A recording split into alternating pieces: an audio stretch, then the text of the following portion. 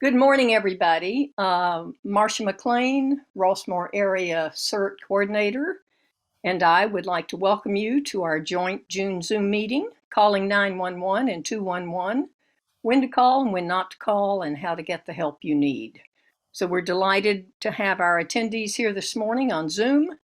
This program is being recorded. It will be posted on Rossmoor EPO's website, which is rossmoorepo.org. It'll also be recorded on our YouTube channel and CERT YouTube channel. And George Ivanoff, our wonderful director for Channel 28, is recording it as well. And George will schedule this to be shown on our community television station. So we'll get wide community. And Fran, I just wanted to give a notice that those of you that are CERT, you've registered for this training, and if you need to continue your membership, this will give you that time for the next 2 years. So thanks, Fran. Thank you, Marcia.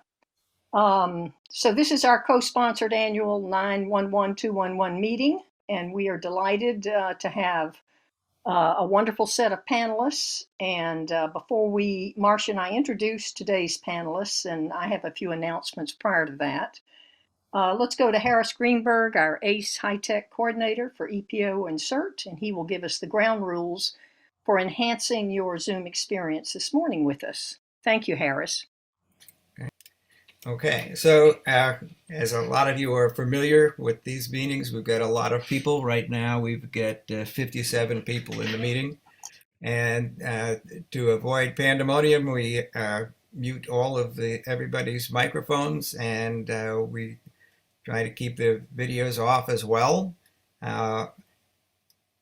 And we even ask all the panelists to, when they're not presenting, to keep their microphones muted as well, so barking dogs and ringing phones don't switch away from the view of the speaker in the background and disturb the presentations.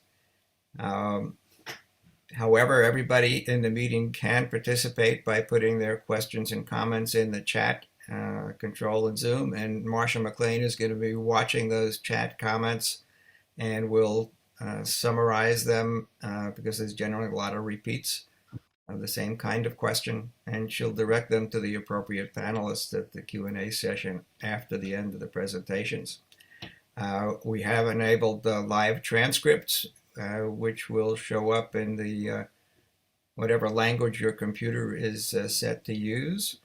And you can save a complete text transcript of the presentation to your computer afterwards if you want to review it. The meeting is being recorded, as Fran said, and it'll be on the EPO website, and it will include closed captions in English, and I actually translate those captions into 15 different languages, so that if English is not your first language, you can watch the same presentation with subtitles. And basically, that'll be posted on the website and on our EPO YouTube channel. And that being said, I'll give it back to Fran for her announcements. Next slide. Fran, take it away. Thank you, Harris, and enjoy your family. And Barry will take over now. Enjoy. Thank you again for coming to our joint EPO CERT meeting this morning. Rossmoorians have endured 817 days since the World Health Organization declared COVID-19 a pandemic, and it's been 802 days since our governor issued a shelter-in-place public health order to help tame the pandemic beast. We're now in the 7th surge of COVID infections, and there doesn't seem to be an end in sight. So EPO's safety message to our community this morning: keep the vigil and mask up whenever you're inside. I am delighted to announce that CON Fire has just been awarded a $3 million grant from CAL FIRE to establish a shaded fuel break in southern Lafayette and Rossmoor. This is going to be an 11-mile strip of landing along 194 acres that will give firefighters the extra time they need to quell any outbreak here, while promising more time for us as residents to evacuate our households safely. This Phase 1 grant will establish a carefully thinned corridor, eliminating dense tree cover, removing underlying dry brush, and clearing dead and dying trees. Kudos go to Rossmoor's Wildfire Resiliency Champion, Public Safety Manager Tom Cashon, and Golden Rain Foundation's Board of Directors in going to bat for Rossmoor's wildfire safety and resiliency. Tom is with his family celebrating their oldest son's graduation from high school. But kudos go to him. He's done a magnificent job on this particular project, and we are thrilled. Phase 1 of the $3.1 million grant that Confire has received from CAL FIRE will give firefighters more time to knock down a wildfire that either encroaches into Rossmoor or originates in Rossmoor, and it gives us residents more time to safely evacuate. Later, Phase 2, part of the grant application, will fund extending the fuel break that is now fully funded in Rossmoor into Moraga and southern Lafayette. The Rossmoor's fuel break work by Confire will begin in 3 months, and it will take 2 years to complete. And it is an amazing and wonderful wildfire resiliency program for Rossmoor. I want to thank again Tom Cashon, our public safety champion, and Fire Marshal Chris Bachman, who have ensured Rossmoor is getting the wildfire prevention and resiliency we need and deserve. Thank you both. I wanted you to remind members that we need your dues paid. We are in all Zooms now. I've made that decision as your president. So if you go to our homepage and you click on the dues button, you can see where to email our ACE treasurer, Mary Spear, and she will let you know if you're current in your dues payments and what years you may still owe. EPO faces the same inflationary pressures every Rossmoor household is suffering. Our dues are low, while our website expenses are high. We also encourage you to give us donations in the name of or as a memorial to a family member or a friend that you've lost, or just do it because you'd like to donate to our singular mission. Rossmoor EPO is in its 30th year of operation as a resident volunteer group here in Tice Valley. We have a two-pronged mission for those of you attending who do not know what we do. We ready our neighbors to get themselves and their households fully prepared for an emergency or a disaster here in Rossmoor and beyond. The second part of our mission is to help organize our neighbors should a shelter-in-place order be given. So that's what EPO's mission is about. Support us with paying your dues, $5 a year, and please support us with any donations. And we gratefully appreciate your doing both. EPO will host Red Cross's Regional Disaster Chair, Brianna Taylor, and Disaster Manager, Natalie Manier, on July 7th. And they'll talk to us about shelters and the role Red Cross plays in regional city and county disasters here. And then and that will be and then with Rossmoor Area CERT, we will host PG&E's public safety specialist, Les Putnam. He comes every year, but we'll do it on August 8th, which is a week later than our regular monthly meeting time because Les has a busy travel schedule. So that will be August 8th, and he will tutor us in how to safely turn off utilities in an emergency or a disaster. So let's turn it over to Marcia, and we're going to begin to introduce our panelists. So Marcia, if you would start the introduction. I will be happy to. Thank you. Good morning, everybody. I have the pleasure to introduce Colene Reams Trinerut. Colene has served as the president of Rossmoor EPO for 5 years before becoming Northern California's Red Cross Blood Program lead for our quarterly Rossmoor blood drives, jointly sponsored by EPO, Golden Rain Foundation, and our local Red Cross chapter.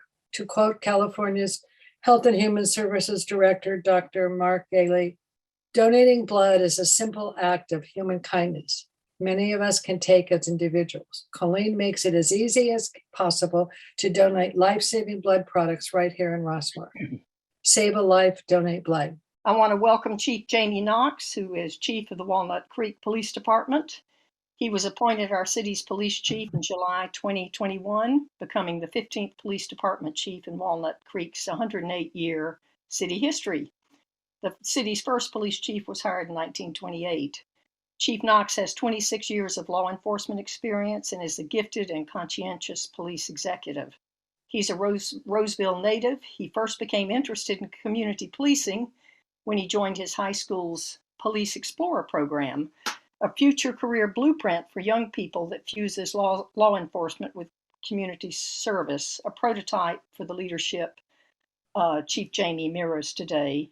He began his career as a Rockland dispatcher in 1996, and we'll hear a lot about dispatching and dispatchers' roles today. He served later as captain in Nevada, and then in 2017 became captain in San Leandro's police department. He holds a Bachelor of Science degree in emergency management and a master's degree in organizational leadership. He is a graduate of FBI's National Academy and Boston's Senior Management Institute for Police. The mission statement for the Walnut Creek Police Department includes, quote, protecting and serving city residents through professional conduct and proactive enforcement of the law, end of quote. Chief Jamie likes to quote Aristotle, quote, we are what we repeatedly do. Excellence then is not an act, it's a habit. End of quote. When Chief Knox became our city's new police chief, he promised exemplary officer service, evidence-based best practices, robust officer training and behavioral health crises management, implicit bias reduction, diversity and inclusion advances, and police technology upgrades, plus full transparency in how public safety and law enforcement are conducted through his department. Chief Jamie is determined to enjoy his challenging job. I've watched several of his interviews on YouTube. And Aristotle wrote also, quote, pleasure in the job puts perfection in the work, end of quote. Chief Jamie's personal mission is establishing law enforcement policies and procedures where, quote, everyone feels included and everyone feels safe in our city, end of quote. His managerial talents echo Robert Kennedy's admonition, quote, every community gets the kind of law enforcement it insists upon, end of quote. Chief Knox leads by the rudder, not by the bow. Our city bargained very well in insisting we deserve and can indeed attract the very best in community policing leadership. We have done that. Welcome, Chief Knox. Thank you so much, Fran. That was the nicest introduction anybody's ever given me.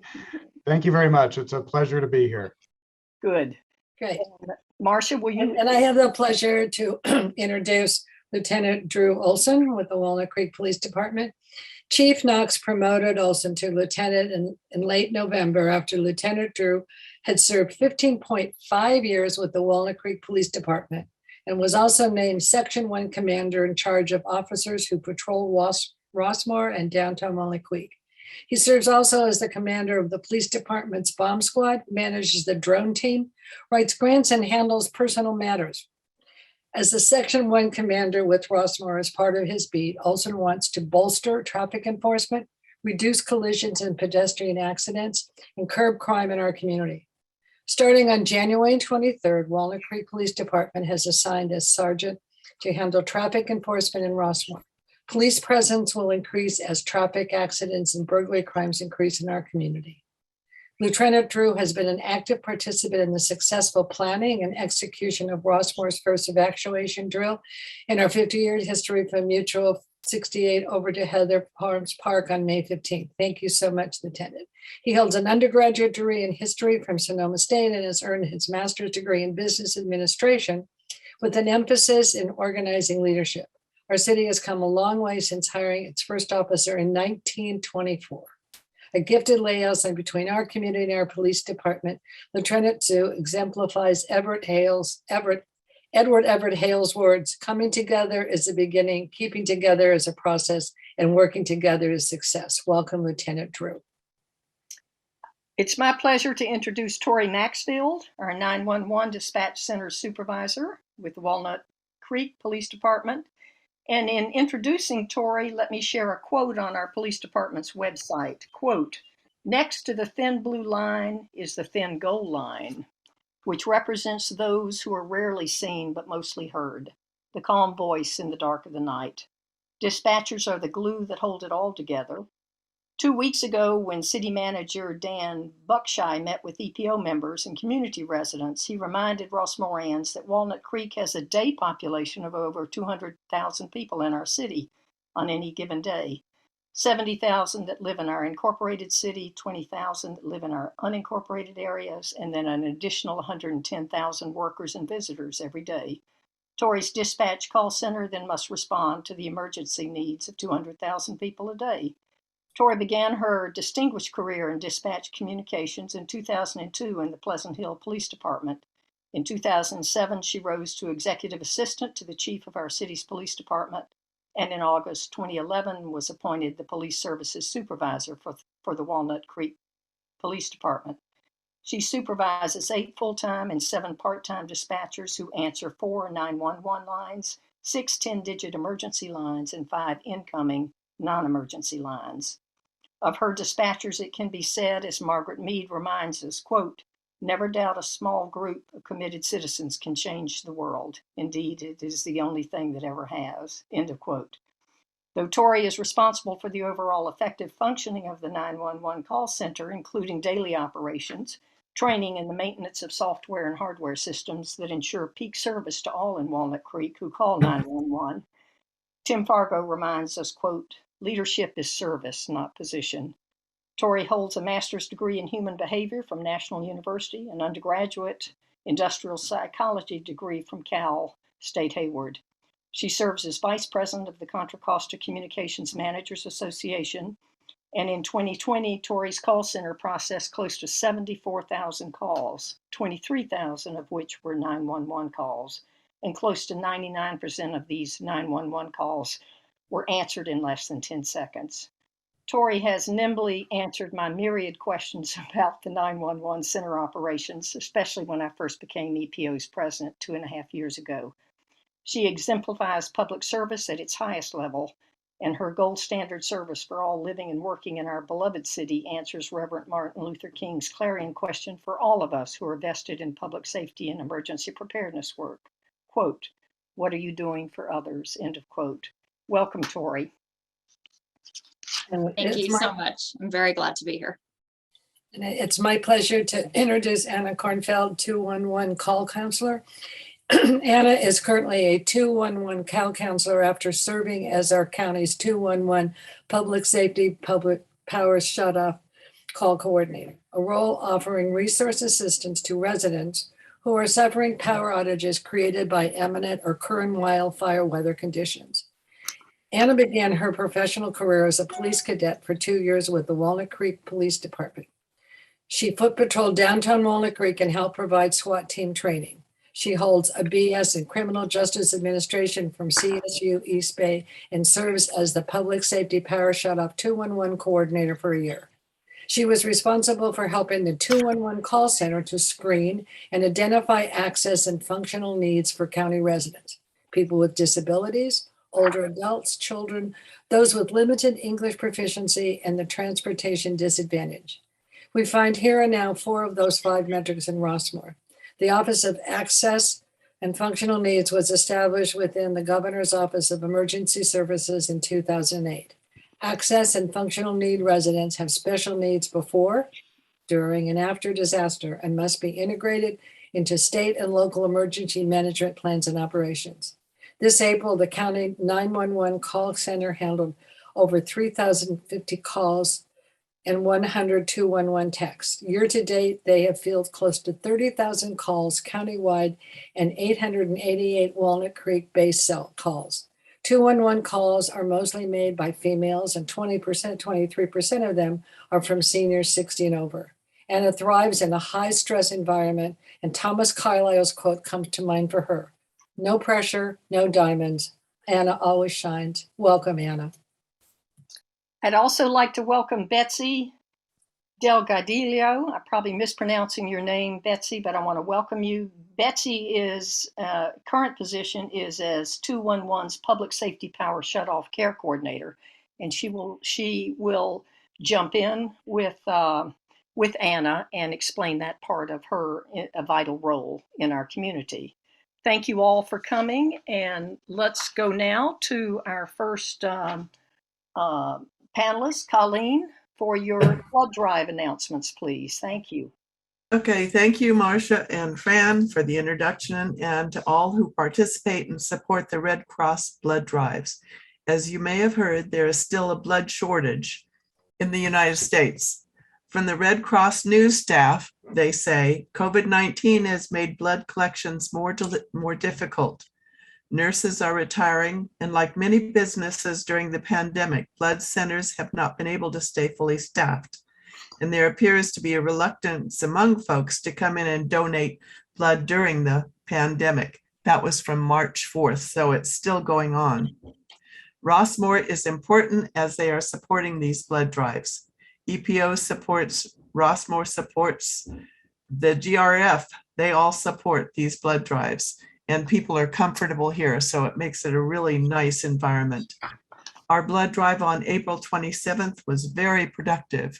We had 41 signups and ended up with 36 whole blood products. And every pint or every donation supports possibly 3 lives. Our next drive is on July 15th, so please sign up now. Red Cross has opened a few more appointments for our appointments for us, but only 4 whole blood spaces are left and 2 power red slots are left. So please, if you want to sign up and be part of this, do it now. Also, I wanted to say some of the questions that I've gotten is there an age limit for giving blood? So I just want to let everybody know there is no age limit for giving blood. We only have 2 more drives scheduled for 2022, the July 15th, which only has, as I said, a few spaces left, but we need waiting lists because often at the last minute, somebody can't come and I need to have that waiting list. So please call me and sign up. If you have any questions or need any help, please give me a call, and all of my information is on the today's panel listings. Also, it's on the Rossmoor EPO website. Thank you so much. Thank you, Colleen, for the wonderful work you do and for the report today. Let's fill up those, both the lists for donors and for the waiting list for donors. We need that in order to meet the mounting needs as we go into wildfire season for blood products. Thank you. Yeah, the last 2 days of the last one that we had, there were, as I said, 4 people that didn't show on the day, but also there were about 5 or 6 people that had to cancel at the last minute for different reasons. So we really need that waiting list. Right. Thank you. Thank you, Colleen. And Colleen needs to go. Any questions that we get in the chat box for her, I will direct them to her and make sure the attendee asking the questions will get an answer. This is a reminder, as a participant in our meeting this morning, put your questions in the chat box, and we will hold all questions until the end of the meeting so that we can have a good flow of the meeting material that we've planned for today. So Chief Jamie Knox, I turn this over to you. Thank you for giving your time to us this morning. I know you're a very busy person. Welcome. Thank you. Yeah, I just have a few words, and then I think there's a presentation that Tori might be giving. Yes. So I think what's important to stress to everybody is, we're all great at planning, in the military and the police, the fire department, we plan for everything. And a lot of times we'll put so much energy into planning that by the time we're done, we're tired. And so we take those plans and we put them in a drawer somewhere and we forget about them. So plans are great, but you have to practice. So a lot of what we're talking about today is emergency preparedness and what to do in case of an emergency. So it's a good idea for everyone to have a personal plan, whether it's if there was a wildfire or if there was an accident at your neighbor's house. Do you have phone numbers of your neighbors? Do you have pets? What are you going to do in an emergency if you have pets? How are you going to transport them? Do you have food and water ready to go for your pets? Do you have food and water ready for you and your family? So it's one thing to make plans, but it's something entirely different to mentally prepare yourself and to go over those plans routinely, because you are what you do every day. You in an emergency, and we do this all the time in policing, we revert to our training. So we're only as good as the training that we've done and the practices that we've put into place and repeatedly do every day, or as routinely and as much as we can, just to get proficient at it. So when you think about planning and emergency preparedness, remember, it's not enough just to plan. You have to put those plans into action, whether you review them, every month, or maybe make a mental preparation in your mind every so often on what you would do in case of an emergency. Thank you, Chief Jamie. That is wise counsel for all of us here involved in emergency preparedness work, and for all our residents. And your wise counsel to review your plan. I have a new habit in my life. I call it the Talk 10. I try to find 10 people every day to ask the same set of questions, Chief Jamie, that you've just asked. I can be standing in a line at Safeway or CVS or the DMV or anywhere, or my neighbors here or other Rossmoorians, and I simply ask them the same questions you have asked. So those of us who are in leadership positions in our entries and our streets without entries, start asking your neighbors specifically, do you have a grab and go bag? And run through the same questions that Chief Jamie has brought to the table this morning. Thank you again, Chief Jamie, for your time and your talent. And now we go to Lieutenant Drew Olson. Welcome, Drew. Thank you, Fran. Thanks for having me today. So today, Fran had asked me to discuss a couple of things regarding my responsibilities as the commander for Rossmoor, and then some of my other duties. And I'll talk a little bit about ZoneHaven and the evacuation drill that we conducted a couple of weeks ago. So my responsibilities, I cover all of Sector 1 as the watch commander. So I work Thursday through Sunday, and I am the watch commander for the whole city, but my primary responsibility to follow up on crime trends or to be a point of contact for citizens is all of Sector 1, and which obviously Rossmoor falls into. I work a lot with Tom Cashon. I work with the security folks up in Rossmoor through Securitas with their management, and I help coordinate long-term responses to crime or traffic issues. Our motor sergeant is been in the process of trying to increase our presence out in Rossmoor as much as we can, because obviously traffic and traffic accidents are a concern, and we're trying to continue to be able to respond to those in a timely manner and be able to impact traffic in Rossmoor in a positive way. Then I'm going to go on to ZoneHaven. So ZoneHaven is a system that we've been using in Walnut Creek for a couple of years, maybe a year and a half, and it's a way for us to ZoneHaven's a way for us to target a small area in Rossmoor or throughout our entire city to get evacuation warnings or evacuation notices to them, so that we can systematically evacuate an area instead of just sending it to all of Rossmoor. If only one or two or three zones are being affected, we can specifically target those areas to start evacuations and prep people in other zones to be prepared for a possible evacuation. It's a really a great system that kind of came out of the first Santa Rosa fires a few years back. And it's really been helpful for law enforcement and for fire departments to be able to systematically evacuate their entire city in a pretty quick manner. It's important that you all know your the zones that you live in. It should be pretty well marked on your manners and the entry to your to where you live, and you should be able to see it pretty easily what your zone is, and you'll be notified via phone, via email, all sorts of different ways when an actual emergency alert goes out and it's targeting your zone. And then lastly, we did do our first evacuation drill. The city of Walnut Creek, Cal Fire, Con Fire, Rossmoor, CERT. We all worked together to, and Red Cross. We all worked together to practice evacuating a zone using ZoneHaven. It went really well. It was small, but it was good to start small so that we kind of had an idea of what would happen and be able to prep people to prepare for the possible eventuality of having to evacuate their homes. So I thought it went really well. I think we've done a couple of debriefs on it. It sounds like the community liked it a lot, and we were able to see.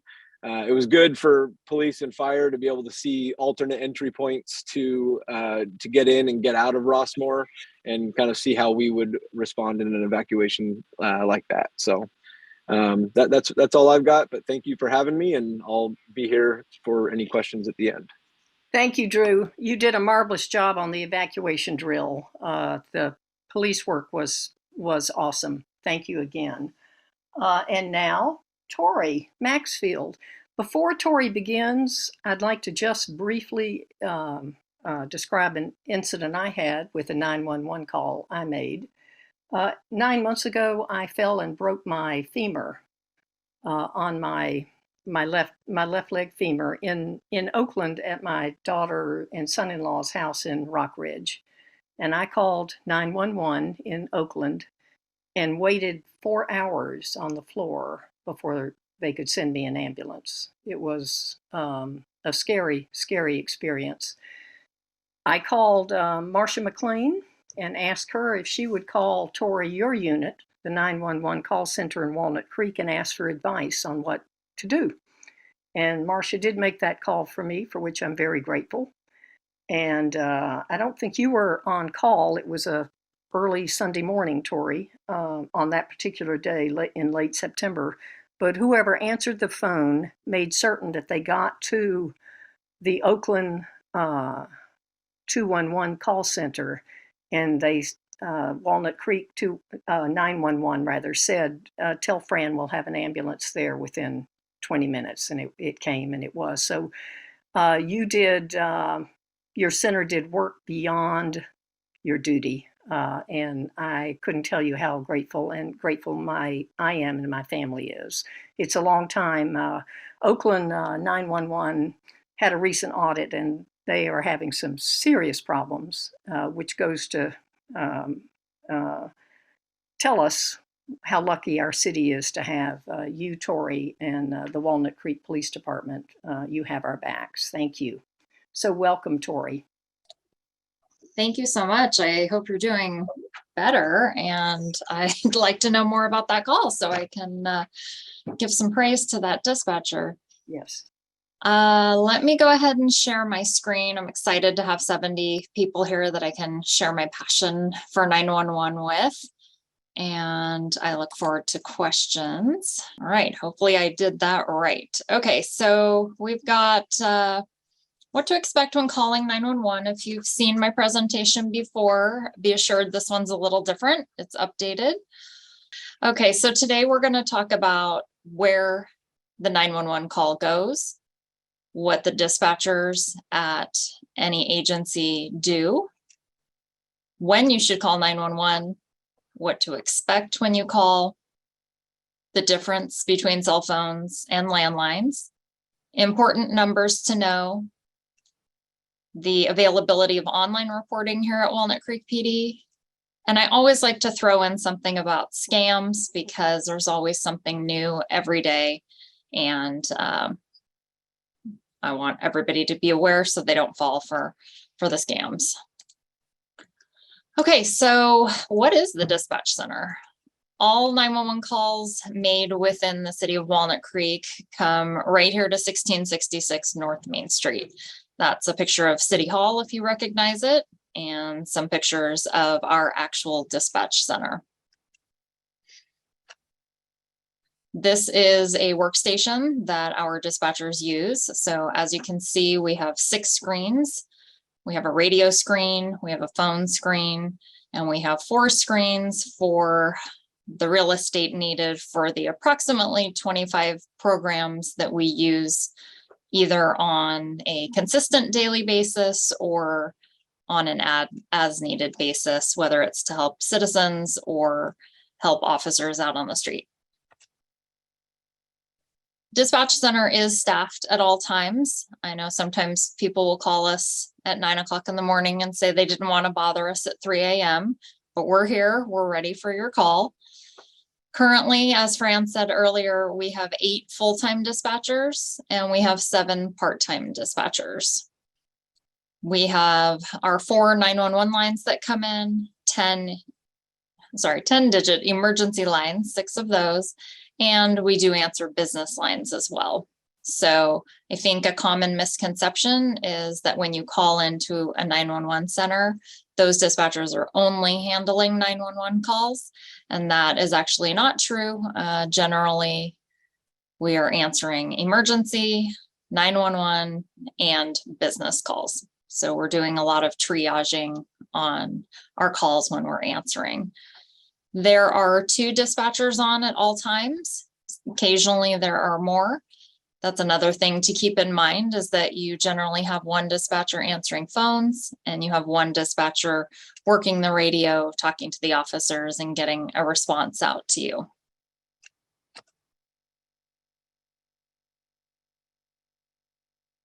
Okay, so what do we do? I kind of mentioned that we're answering those emergency and non-emergency calls.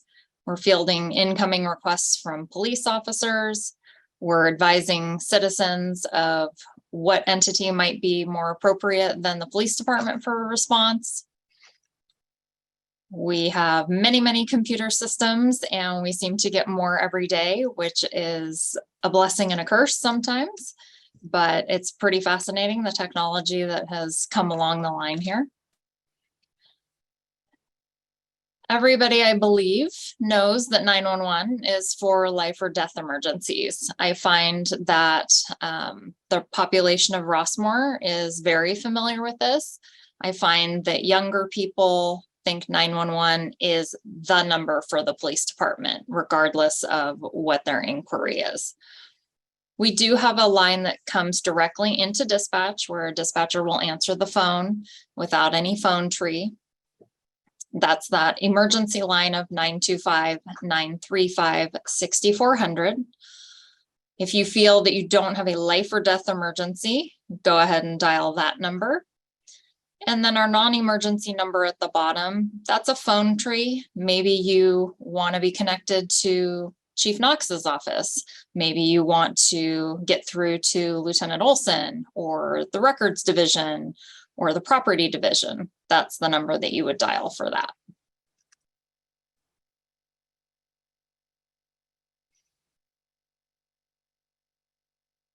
All right, what to expect when calling 911? The biggest thing is location. We need to know where you are. You need to be able to verbalize that to us. Yes, we have technology that can help us figure out where you are, but the quickest way is for you to tell us where you are located, whether that's a full address or an intersection.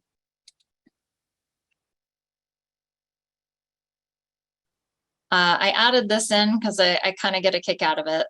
This is an old rotary phone, as you may know. It's the phone in the museum in Alabama where the first 911 call was ever made. Landlines are programmed and route directly to the appropriate 911 center. Cell phones operate differently. They are routed to the nearest cell phone tower, and then it will bounce the call to the next 911 center. So if somebody's driving on the freeway, perhaps may not get to the intended 911 center because they were in one place when they dialed 911 and 75 miles an hour later, they're somewhere else.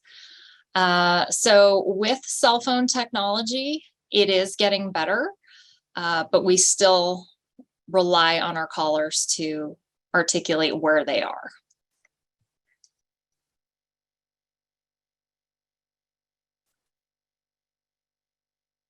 So one thing I wanted to clarify, I'm not sure if everyone knows this, is when you call 911 in the city of Walnut Creek, you will be connected to the Walnut Creek Police Department. Our fire and medical services are dispatched by the Contra Costa Fire Department. So if you have a medical emergency, we're going to ask you to stay on the line while we transfer you to the fire department.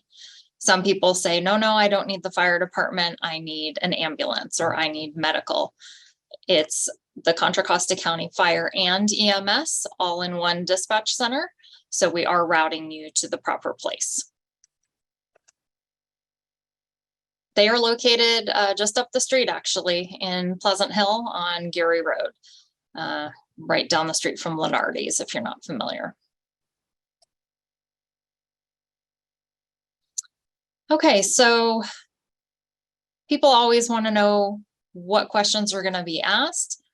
As we stated, address of the emergency or location. We want to know what's happening so we can get you the right resources. Who is involved? Is it someone you know? Are you just passing by this situation? If there's a crime involved, do you have any suspect or vehicle descriptions for us? Time element is important. Obviously, if this happened just a few moments ago, that's going to be a different situation than if it happened 3 days ago.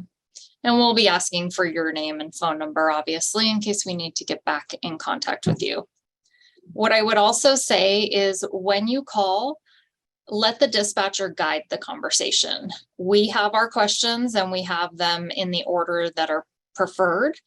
Obviously, if something has happened and you have a license plate that you've memorized and you want to just spit it out to us, of course, go ahead and do that. But we find that the conversation and the response is quicker if we can direct the conversation. So questions that you're going to be asked by the fire department. The fire department has a very specific script of medical questions that they ask. They follow a protocol called emergency medical dispatching. So they will ask you the address of the emergency. They'll ask you the phone number, either that you're calling from or where they could reach you right back if the call was disconnected. They're going to want to know what's happening right now. They'll ask the age of the patient. They'll ask if the person is conscious, breathing, and depending on your answers, they may provide you with pre-arrival instructions. That could be something as severe as CPR. That could be something as simple as please unlock your front door.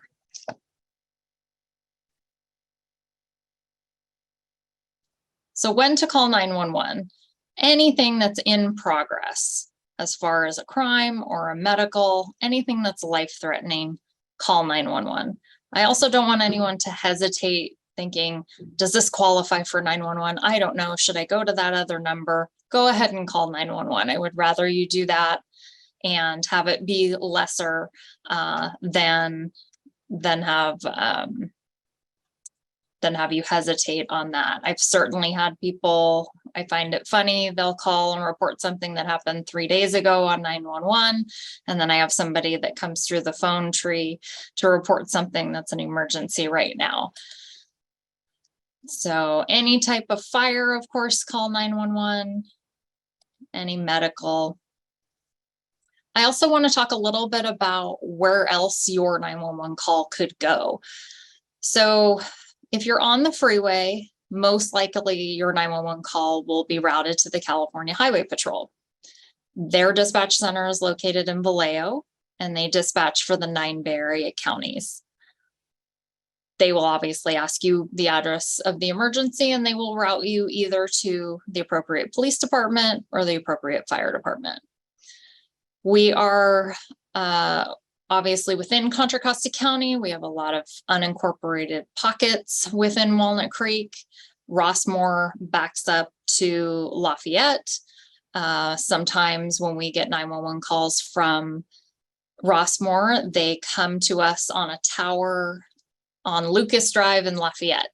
And I had to look that up one time because I was just real curious why a lot of the calls were coming from there. So that's why we need you to update your address on the phone with us. The system can get closer, but we really need it out of your mouth to get the quickest response.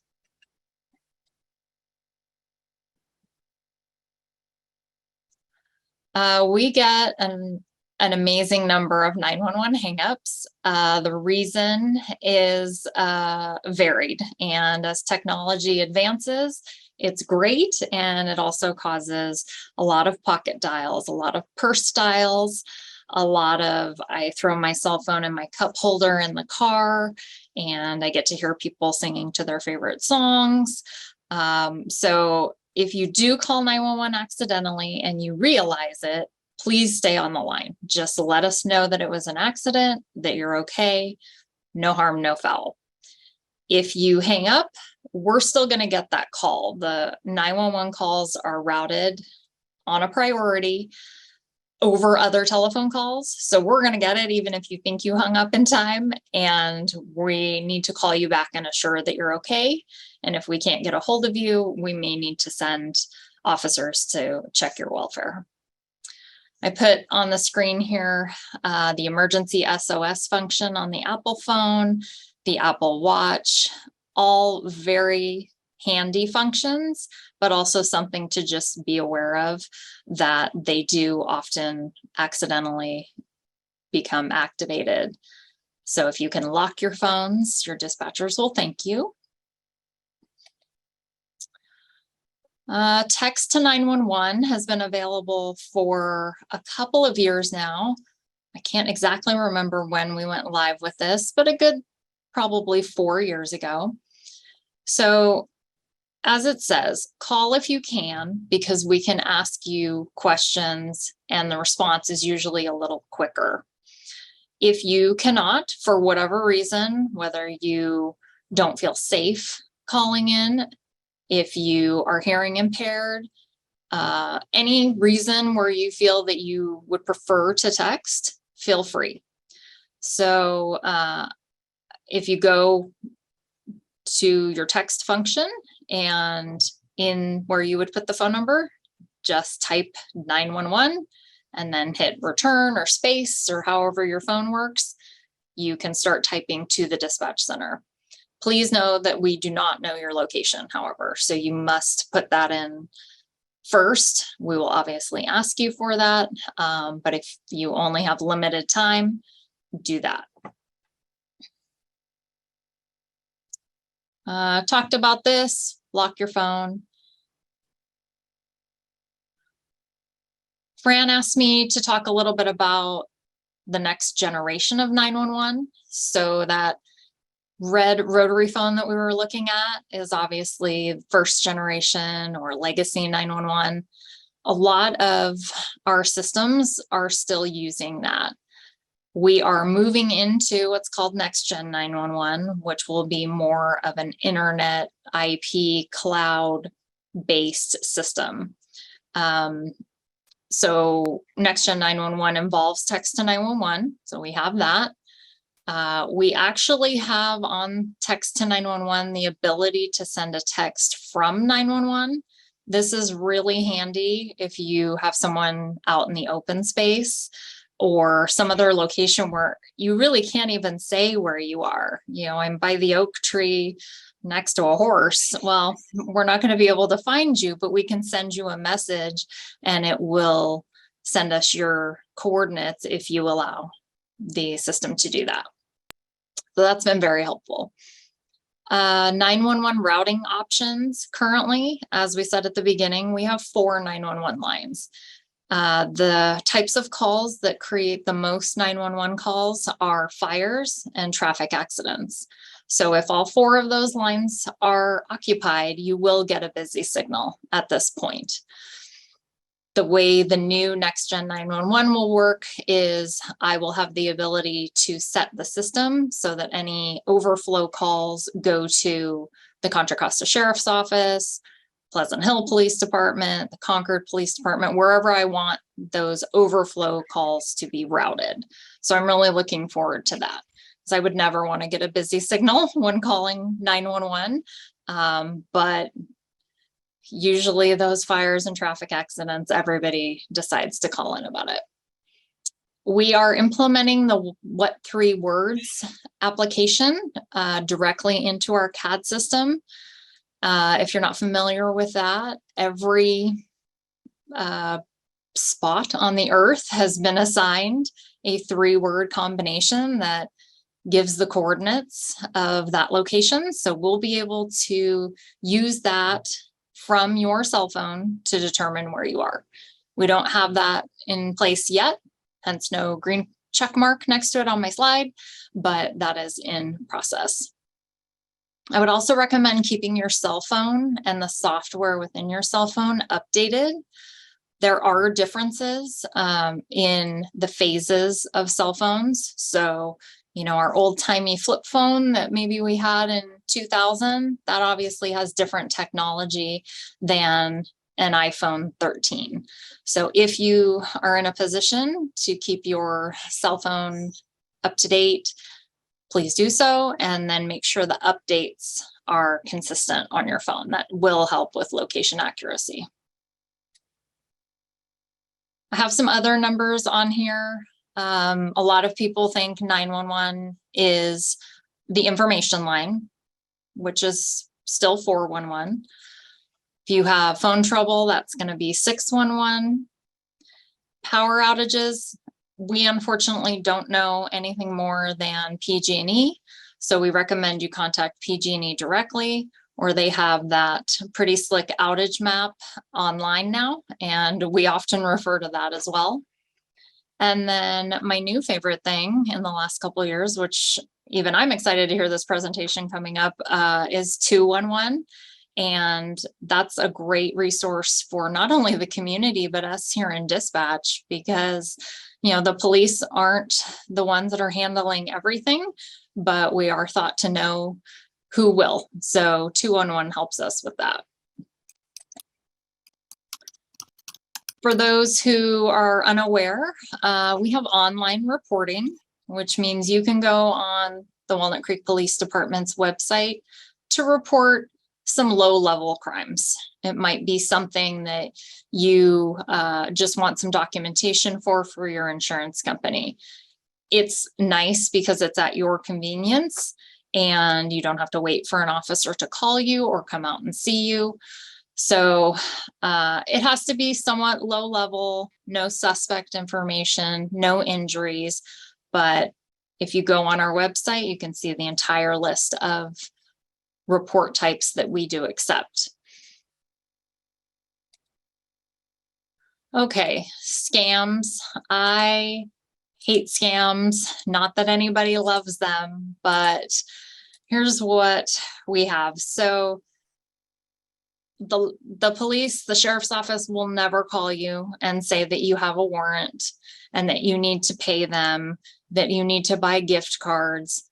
It will never happen. That's not how we do it. Unfortunately, scammers like to take advantage of those who are on Social Security or Medicare and threaten them that their benefits will be cut off if they don't, again, pay some money, wire some money, buy some gift cards. That's not how Social Security and Medicare communicate with you. They're going to be sending you a letter. The faux family member scam.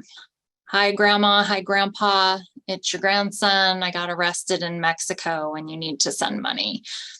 You know, that didn't happen either. Be real careful with that. I always just say, call your grandson, call your kids, find out what's really happening. I don't think I've yet ever had a real one of those. Lottery scams, you'll get a call that you've won big. Some people haven't even entered the lottery. You're not going to win if you didn't play. And if you have to send any money to get the money, it's a scam. Utility scams, I haven't heard this one in a while, but it was prevalent a couple years ago with PG&E claiming that people claiming to be PG&E, claiming that they were going to shut your power off if you didn't pay them a certain amount of money. I always recommend that you go online or look in the phone book, get a phone number independently and call the business to confirm whether or not this is true.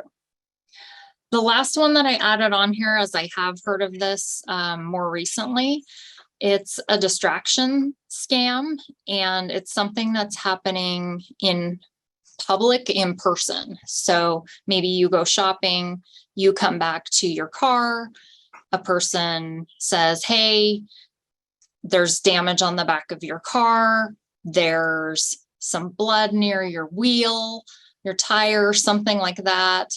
They get you to come back to the back of your car. Meanwhile, another person appears out of nowhere and steals your purse that you left in the front seat whilst you were distracted.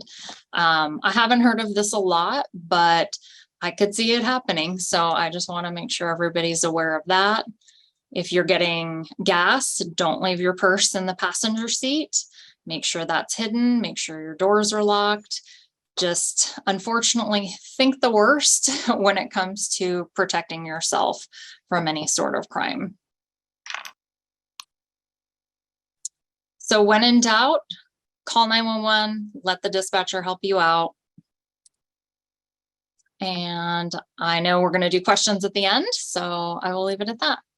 Thank you, Tori. This is wonderful. There's a lot of new information. We appreciate your updating the incredible job that 911 and your marvelous dispatcher staff does.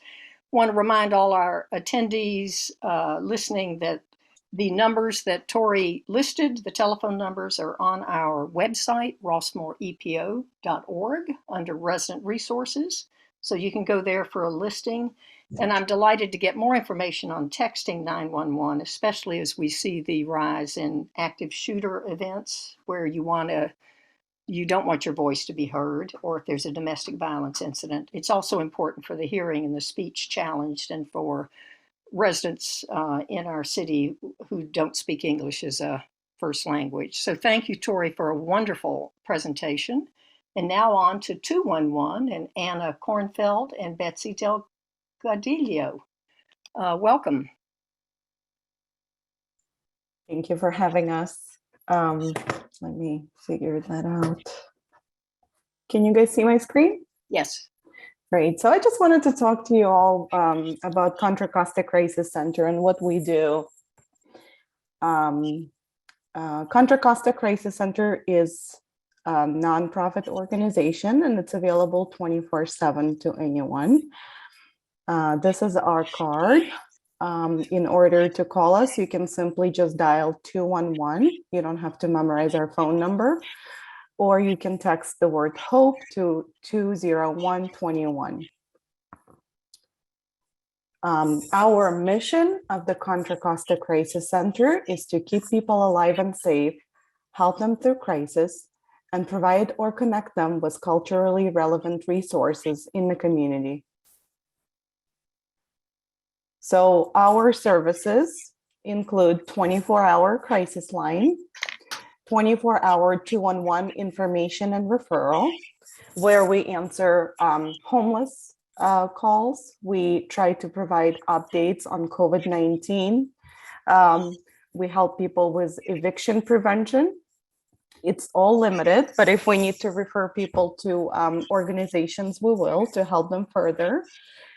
We have disaster response on PSPS, or Public Safety Power Shutoff. We have a program, ACEs and Help Me Grow, for families with children 0 to 5. And we have a program called Kick It California, where we can help people sign up to talk with a counselor to help them quit smoking. We also have grief support and community outreach available. So what is 211 and referral? So we answer any kind of calls related to health and human services. So if people are looking for any kind of like, hospitals or any services in Contra Costa County, we're going to be able to offer them a phone number, address, and give them a brief description of the service. We answer suicide-related calls. So if someone has thoughts of suicide and needs someone to talk to, or if someone is concerned about someone who's having thoughts of suicide, our line is available 24/7.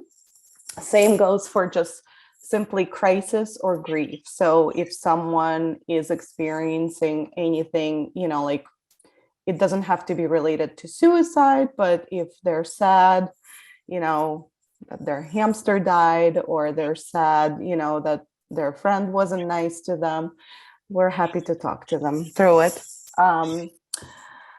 And also if someone is concerned about someone else. Same goes for grief. If somebody lost someone recently or long ago, they're always more than welcome to give us a call. Okay, so we do, like I mentioned, we do answer calls and texts. And the simple number is just 211, and you guys can see our alternative number. Something I wanted to mention, that we also answer National Suicide Prevention Lifeline. Right now there's a 10-digit phone number, but starting in July, they're going to make it very simple, just to dial 988 number, and anyone will be able to get in touch with us. With that, I wanted to say we get a lot of, I guess there's a glitch in the system for now. And so we've been getting a lot of calls when people are trying to call Best Buy, or if people are calling from Rossmoor and just simply need some sort of maintenance. Anytime your number has 988, it comes to a National Suicide Prevention Hotline. So it's been a lot of shock lately, like when we inform people where they've dialed.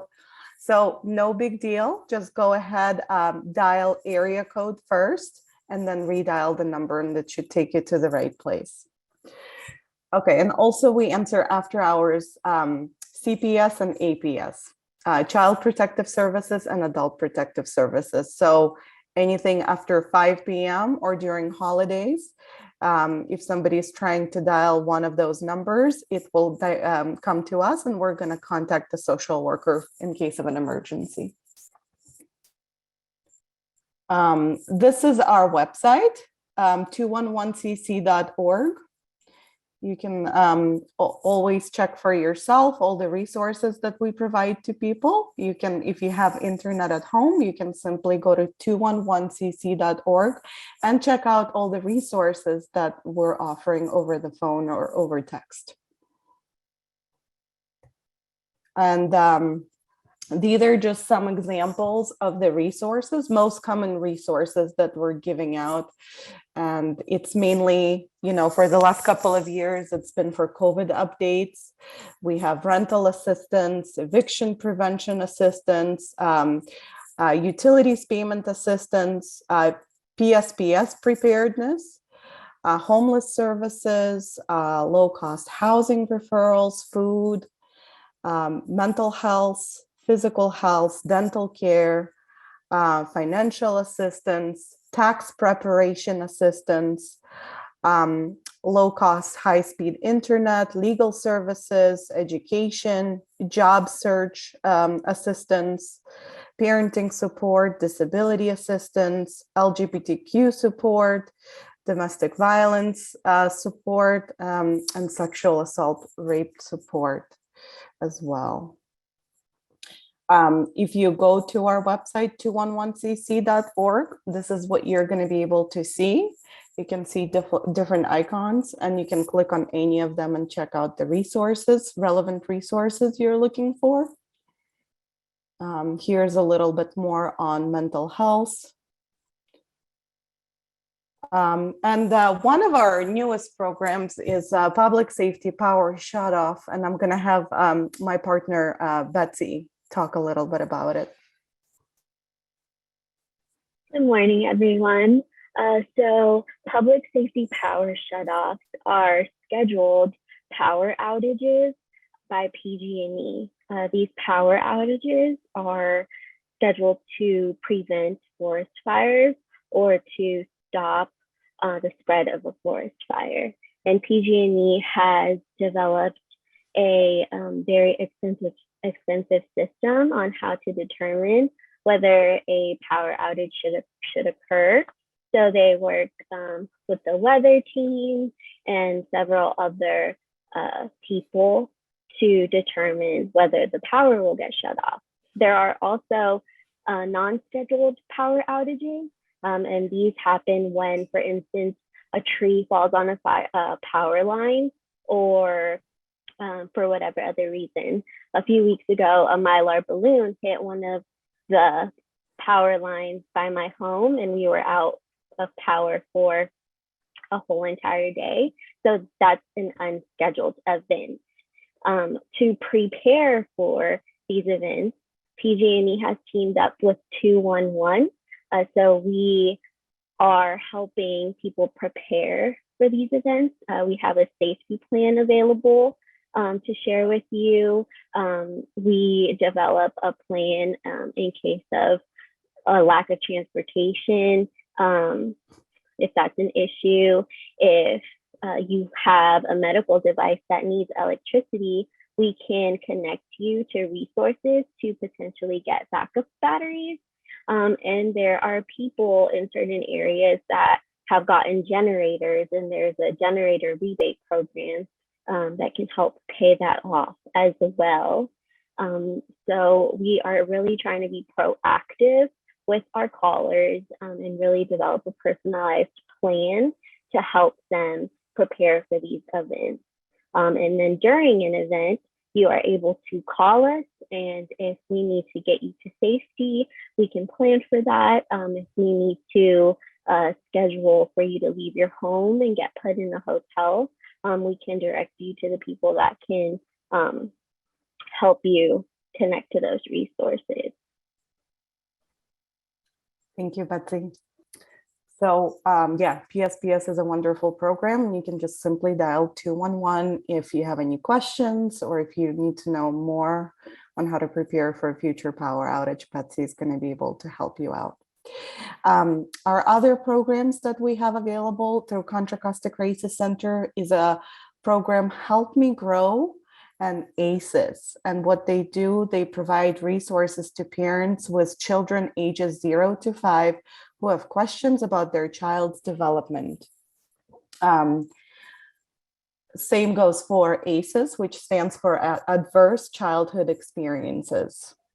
And what they do, they screen, they send direct referrals and ongoing support for children 0 to 5 and their families.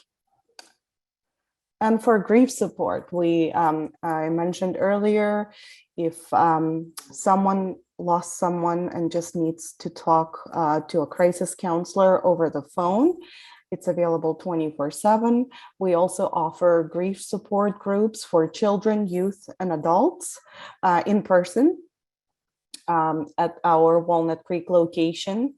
And we offer mobile grief response for schools, agencies, and businesses. Over here, you guys can see our card, which is offered in English and Spanish. And for most of our services, actually for all of our services, we always have a Spanish speaker available. And if it's not Spanish, we have language line service. So we can, whether it's in French, Russian, whatever language, we can always dial language line service and have a translator available. So feel free to give us a call. Over here, we have our address, which is 307 Lennon Lane, Walnut Creek. You can see our business phone number and our website, so please stay connected. And I'll take questions at the end. Thank you. Thank you, Anna and Betsy. That was wonderful. I've learned a lot about the 211 line I did not know about. Excellent, excellent presentation. Thank you very much. let's now get to questions and comments, and Marcia McLean, and she will field those questions and send them to the correct panelist. Yes. Marcia? Well, thank you very much. It was fascinating. I actually have one question for 211, is that you cover such extensive things as how do you get your funding and how do you find those wonderful people who do all those great services? Well, our funding are usually comes from, like donations, generous donations. We also have, I think it's actually close to Rossmoor. There's leftover thrift shop. So everything that they sell goes to Contra Costa Crisis Center as a donation. So yeah, we rely on donations a lot, as far as I know. Great, super. Okay, I have a couple of questions. I think that Fran, you answered some of them. As one is, how do people check if their dues are up to date? You mentioned there was that, so just tell me what we need to get that answer. Go to our website, the homepage, rossmoorepo.org, and there's a blue button there. Click on that button, and that will link you with our wonderful treasurer for Rossmoor EPO, Mary Spear, and you will have her phone number or her email, and email her and ask her if you're up to date or what your dues status is, and she responds very quickly. She'll let you know.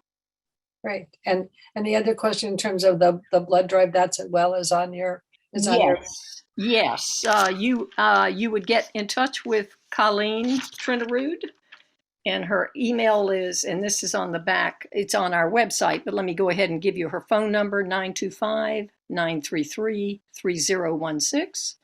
Her email is Trent, TRINT, @att.net, and she will answer your questions or get you registered, even better, to donate blood. That's wonderful. We have a couple, Tori, just a couple of the questions for 911 is, one of them was, okay, here's the question is, can you say what Contra Costa Fire District does to triage calls and when the number is called? So if we transfer a call over to the fire department that comes in on 911, or a caller can directly call the fire department, then they're going to go through those emergency medical dispatch protocol questions, which helps determine whether they'll be sending a fire engine and an ambulance, maybe just an ambulance is needed. The answers to the questions determine whether the equipment and apparatus is going to come with lights and sirens or not. So I think that's what the question was. Yeah, absolutely. I think that answered that. If there's any other questions, they can certainly look on the EPO website or contact your comfort place as well. A couple of questions that were asked to Chief Jamie is on the website and talked about. One was about calling dispatch, and you don't have necessarily an address, and so he responded that you can call the dispatch. You want to just check on that, Chief Jamie, just to go over what people talked about, not panicking and what to do. We need you to unmute though. Okay. Well, he sounds like he can't unmute, so I'll take over. I saw his response in the chat, and he's correct. Across street, a business, we have ways of asking questions to get you to tell us a landmark. If maybe you're you don't have permission, you're the chief of police. Maybe you're at your neighbor's house in Rossmoor and you don't exactly know the address, look for a piece of mail, things like that. So we'll guide you through it. No, Tori is an expert in the field. I started my career, as Fran mentioned, as a dispatcher, but yeah, anytime you're out, if you can imagine that the police might have the same issue that you are if you don't know where you're at. So sometimes the easiest thing to do is just to look for a landmark. Great. And I'm just trying to think. I think there was a question about 211, and I think you answered this sort of, Anna, but go over it again. Is how do you handle calls on evenings and weekends to help relate the to homelessness? Well, we get a lot of calls about homelessness. These are probably like 75% of our calls. We handle them, we just pretty much, we do like a homeless assessment. And depending on their situation, some are families, so we determine whether to send them to like a family shelter. And by sending them, I mean, I'll usually connect them with core homeless outreach, or give them the numbers to family shelters to see if there's space available. Or if people are just being evicted, and they're about to become homeless, then we will send them through rapid rehousing programs available in Contra Costa County, and we'll try our very best to get them off the street by providing services. I'm not sure I have any additional questions. I'm looking to see if there's anything else. If anybody has something else they would like to. I have a question for Drew, please, Marcia. Yes, go ahead. Drew, what emergencies does Securitas handle specifically? They have mostly they'll respond to like medical emergencies. They'll respond with us to most calls that we go on, whether it's a police or fire emergency. They do have EMTs that work for Securitas, so they can start rendering like basic life-saving measures and stuff like that before police and fire arrive. So it's actually pretty nice.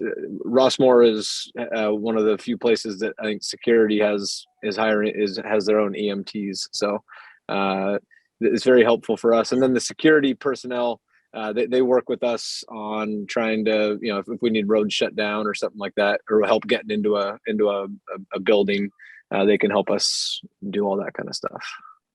That's great. Thank you for making that clarification. It's very important that we know we do have EMT here with Securitas that can respond, and that you respond and cooperate with other first responders. That's great. Yep. We had a question about the iPhone and discussing the Compass app, and Tori did respond to that with a very nice text of saying, yes, we did. So I think that's helpful. Is there anything that the panelists would like to add to any of the things that we have go through here today? Okay. Oh, Fran, I'll hang it back to you. Well, this is great. Thank you, Marcia. I want to thank our wondrous and informative panel today. When the big one hits, whatever form that takes, be it regional, countywide, or citywide, we're all in this together.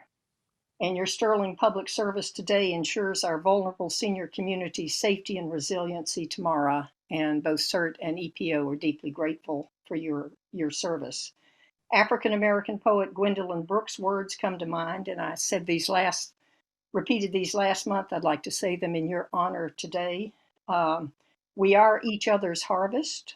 We are each other's business. We are each other's magnitude and bond. We're all in this together. Kudos to you and deep gratitude to each of you for all you do. Rossmoor Area CERT joins me in thanking you for all you do to promote public safety and disaster recovery for all in our county and city. And as I am wont to say often, you rock. Thank you. Thank you very, very much. Thanks, everyone. Yeah, thank you guys. Thanks for having us.